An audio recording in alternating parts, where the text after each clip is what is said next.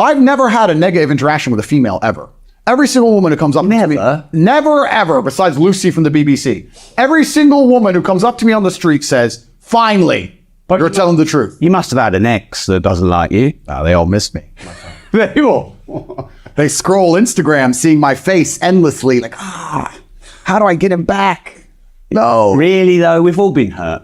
It's not about being hurt. I'm talking about the fact they try and paint this image of me being disliked by women, and I've never experienced it at all. I get thousands of love letters a week. Thousands from women all around the world begging to be with me. It's the truth. And all I do is say the absolute truth. So once again, we talk about lies.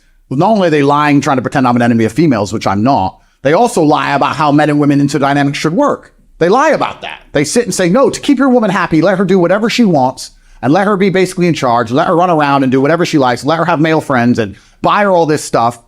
And that's not true. It doesn't work.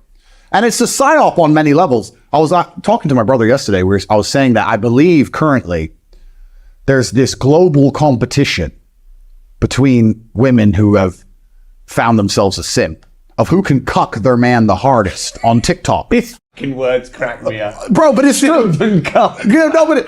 You see these women, they're like, I found my perfect man and he bought me they run around with their phone. Yeah. He bought me all these Louis Vuitton bags. He bought me this car and I'm out now with my girlies for coffee with my allowance. And he's going to give me a $3 million wedding and I'm going to wear a white dress. And she's just advertising the subservience of her man. She's just saying, my man's a slave. He's a simp because twice a month he might get lucky. And I'm going to advertise to all the other women on TikTok how well I've got my slave behaving. I'm going to cuck him publicly. And it's like a big global competition. And I see these TikToks of this insanity and I'm like, I'm a billionaire. And my woman, yeah, she's looked after, of course. But if she was running around making TikToks like this, I'd be like, you better delete that account or get a fucking job. I think they're hiring over at McDonald's, young lady. You want to go buy $10,000 bags and talk about that. She's not doing that to show appreciation to her man. Absolutely not. She's doing it to show status to other women. She's showing off. And the worst thing about it is people will have her convinced, or the world will have you convinced, that woman's now happy with her man. She isn't. She doesn't respect him, which means she's miserable anyway, which is why she's so obsessed with money and cars and garbage, because she's miserable. If a woman really loves you, she doesn't even care about that stuff.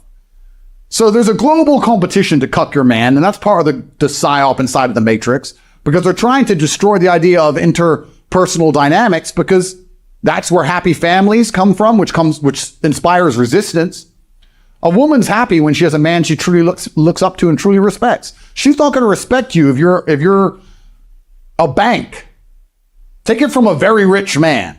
If you're nothing but a bank, she ain't going to respect you. If she respects you and gets rewarded and gets presents and is taken care of course. But if you are simply a bank account to her, she's not going to respect you. Why do these rich men's wives sleep with the gardener? It's the gardener. He's broke as a joke because they don't respect you. So all of this is part of the larger psyop.